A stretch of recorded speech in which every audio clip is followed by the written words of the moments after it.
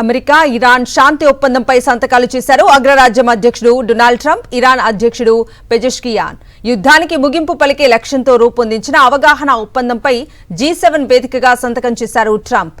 Pezeshkian సైతం deal పై సంతకం చేసినట్లుగా ఇరాన్ అధికారికంగా ప్రకటించింది. 14 కీలక అంశాలను ఈ ఒప్పంద ముసాయిదాలో పొందుపర్చారు. పశ్చిమాసియాలో కాల్పుల విరమణ, హార్ముజ్ జలసంధిలో రవాణా పునరుద్ధరణ, ఇరాన్ అణు కార్యక్రమంపై భవిష్యత్ చర్చలు, 60 రోజుల్లో శాశ్వత ఒప్పందం, ఇరాన్ ఆర్థిక పునర్నిర్మాణానికి $300 బిలియన్ కేటాయింపు వంటి అంశాలు ఇందులో పొందుపర్చారు. రేపు స్విట్జర్లాండ్లో ఇరు దేశాలు అధికారికంగా శాంతి ఒప్పందం కుదుర్చుకోనున్నాయి. అమెరికా ఇరాన్ మధ్య జరిగిన బిగ్ డీల్ కు సంబంధించి పూర్తి డీటెయిల్స్ మా మేనేజింగ్ ఎడిటర్ యాదగిరెడ్డి గారిని అడిగి తెలుసుకుందాం. Good morning sir. So America Iran మధ్య కుదిరినటువంటి ఇస్లామాబాద్ ఒప్పందం MOU ముఖ్య ఉద్దేశం ఏంటి అనుకోవచ్చండి? గుడ్ మార్నింగ్ కవిత. గత కొన్ని నెలలుగా అమెరికా ఇరాన్ మధ్య నడుస్తున్న తీవ్ర సైనిక శత్రుత్వానికి, యుద్ధ వాతావరణానికి తక్షణమే ముగింపు పలకడం అనేది ఈ ఒప్పందం యొక్క ముఖ్య ఉద్దేశం. దీని ప్రకారం ఇరు దేశాలు పరస్పరం దాడులు ఆపేస్తాయి. ఇరాన్ మూసివేసిన అంతర్జాతీయ చమురు రవాణా మార్గం ఏదైతే ఉందో హార్ముజ్ జలసంధిని దాన్ని తక్షణమే తెరుస్తారు. ఇరాన్ అణు కార్యక్రమంపై రాబోయే 60 రోజుల్లో శాశ్వత పరిష్కారం కోసం చర్చలు జరుపుతారు. ఈ చర్చలు ఫలప్రదంగా ముగిస్తేనే శాశ్వతంగా ఒక శాంతి ఒప్పందం అనేది ఏర్పడుతుంది కవిత. అలాగే సార్, ఈ ఒప్పందంపై అంటే సంతకాల ప్రక్రియ అనేది ఎలా జరిగింది? స్విట్జర్లాండ్ సమావేశం ఎందుకు రద్దయింది? మొదట ఇరు దేశాల ఉన్నతాధికారులు స్విట్జర్లాండ్ లో భేటీ అయి సంతకాలు చేయాల్సింది. అందుకు అనుగుణంగా అమెరికా అధికారుల బృందం, ఇరాన్ అధికారుల బృందం బయలుదేరిందని కూడా చెప్పారు. కానీ అంతకంటే ముందే దౌత్యపరమైన వేగం బాగా పెరిగింది. ఫ్రాన్స్ లో G7 సదస్సు ముగింపు రోజున president Trump palace of Versailles లో దీనిపై సంతకం చేశారు. అటు ఇరాన్ అధ్యక్షుడు కూడా ఈ పత్రాలపై డిజిటల్ పద్ధతిలో సంతకం చేశారు. దీంతో శుక్రవారం స్విట్జర్లాండ్ లో జరగాల్సిన అధికారిక సంతకాల వేడుక అవసరం లేకుండా పోయిందని ఇప్పుడు ఇరాన్ అంటుంది. మరి వచ్చే 60 రోజుల్లో జరగాల్సిన పూర్తి శాంతి ప్రక్రియ చర్చలు స్విట్జర్లాండ్ లో జరుగుతాయా, అమెరికాలో జరుగుతాయా, ఖతార్ లో జరుగుతాయా అనేది మనం ఇంకా వేచి చూడాల్సింది కవిత. సార్, చర్చల కోసం ఈ 60 రోజుల గడువు ఎందుకు పెట్టారనుకోవచ్చు? దీని వెనుక ట్రంప్ వ్యూహం ఏంటి అనుకోవచ్చు? ఇరాన్ అణు నియంత్రణపై పూర్తి స్థాయి అంతర్జాతీయ ఒప్పందం కుదరడానికి ఇంకా కొన్ని నెలల సమయం పడుతుంది. కానీ అమెరికాలో వచ్చే నవంబర్ లో మిడ్ టర్మ్ ఎన్నికలు ఉన్నాయి. వాటిని దృష్టిలో పెట్టుకుని ట్రంప్ ఈ గడువును విధించారని అనుకుంటున్నారు అమెరికన్ మీడియా కానీ ఇతర విదేశాంగ నిపుణులు కానీ. అయితే తన పాపులారిటీ పడిపోతున్న తరుణంలో ఒకవేళ మిడ్ టర్మ్ ఎన్నికల్లో తన పార్టీ రిపబ్లికన్ పార్టీ ఒకవేళ ఓడిపోతే ఇబ్బంది అవుతుంది. ఎందుకంటే సెనేట్ లో ఇప్పటికే రిపబ్లికన్లకు బోటాబోటి మెజారిటీ ఉంది. రిపబ్లికన్లకు డెమోక్రాట్లకు మధ్య ఉన్న తేడా 3 నుంచి 4 మాత్రమే. ఒకవేళ మిడ్ టర్మ్ ఎన్నికల్లో రిపబ్లికన్ పార్టీ దారుణంగా ఓడిపోతే సెనేట్ లో అసలు ట్రంప్ పెట్టే ఏ బిల్లు కూడా గెలిచే అవకాశం ఉండదు. అందువల్ల ఎన్నికలకు ముందే ఈ చారిత్రాత్మక అణు ఒప్పందాన్ని సాధించామనే క్రెడిట్ దక్కించుకోవాలనేది ట్రంప్ పొలిటికల్ వ్యూహం. దానికి అనుగుణంగానే ఈ గడువు విధించారు కవిత. సార్, అలాగే ఇరాన్ ఆర్థిక పునర్నిర్మాణానికి ప్రతిపాదించినటువంటి ఏదైతే $300 బిలియన్ల నిధి ఉందో అది అమెరికానే ఇస్తుందా? లేదు, అమెరికా ఈ నిధుల కోసం నేరుగా $1 కూడా ఖర్చు పెట్టదు. ఈ విషయాన్ని ప్రెసిడెంట్ ట్రంప్ స్పష్టంగా తేల్చెప్పాడు. అయితే ఈ ఒప్పందం ప్రకారం ఇరాన్ పై ఉన్న ఆర్థిక ఆంక్షలను అమెరికా తొలగిస్తుంది. దీనివల్ల ఇరాన్ తిరిగి చమురు అమ్ముకోవడానికి ఏ దేశానికైనా అమ్ముకోవచ్చు.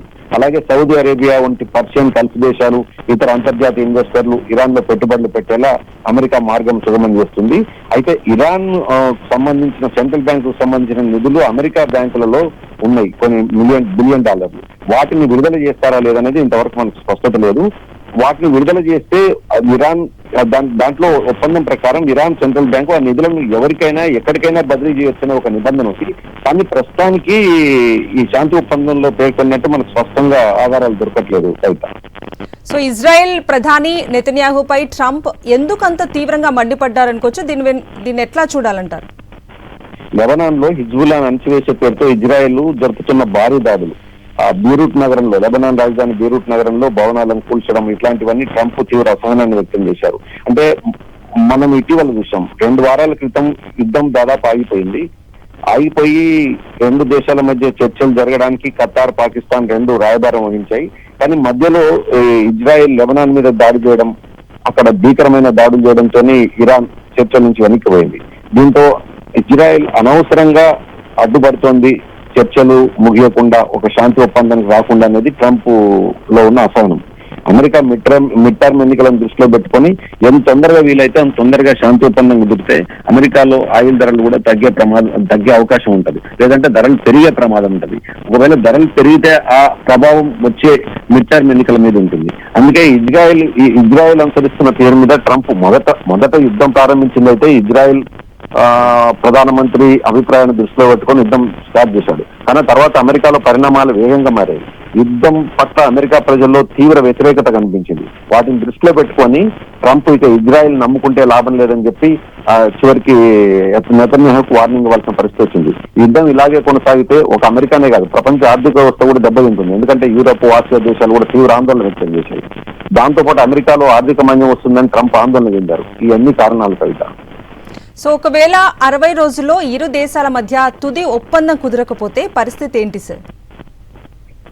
ఈ 60 రోజుల్లో ఎలాంటి ఒప్పందం కుదరకపోతే ఇరు దేశాల పరస్పర అంగీకారంతో గడువును మరింత కాలం పొడిగించుకోవచ్చు. ఎందుకంటే ఇప్పుడు మనం జూన్ చివరిలో ఉన్నాం. ఇంకా జూలై, ఆగస్టు, సెప్టెంబర్, అక్టోబర్ 4 నెలల పాటు ఉంది. అంటే నవంబర్ 2వ తారీఖున 3వ తారీఖున మిడ్ టర్మ్ ఎన్నికలు జరుగుతాయి. ఒకవేళ ఈ 60 రోజుల్లో మ్యూచువల్ కన్సెంట్ అంటే పరస్పర అంగీకారం కుదరకపోతే దీన్ని మరొక 2 నెలల్లో, 3 నెలల్లో, 4 నెలల్లో పొడిగించే అవకాశం ఉంది.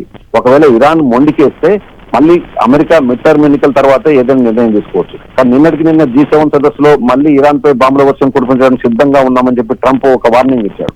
ఎందుకంటే ఇరాన్ ఒకవేళ జాప్యం చేస్తే సంతకాలు, ఇరాన్ అధ్యక్షుడు సంతకం పెట్టడానికి జాప్యం చేస్తారేమో అన్న ఒక భయము లేదా ఒక రకమైన ఆందోళనతోని ట్రంప్ ఈ ప్రెస్ మీట్ లోనే ఈ కఠిన హెచ్చరిక జారీ చేశారు. అయితే దౌత్యపరంగా ఇది ఒక కఠినమైన డెడ్ లైన్ ఏం కాదు.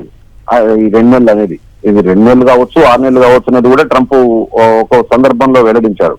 కాబట్టి ఇది 2 నెలల, 6 నెలల అనేది కాదు. మొత్తం మీద పశ్చిమాసియాలో శాంతి కుదరడానికి ఇజ్రాయెల్ వ్యక్తం చేస్తున్న భయాందోళనను పూర్తిగా శాశ్వతంగా తుడిచిపెట్టడానికి ఈ శాంతి ఒప్పందం అనేది ఫైనల్. అది 2 నెలల, 3 నెలల, 4 నెలల అనేది మనం ఇప్పుడే చెప్పలేం కవిత.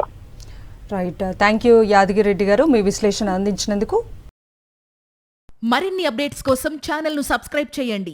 నోటిఫికేషన్స్ కోసం బెల్ ఐకాన్ పై క్లిక్ చేయండి.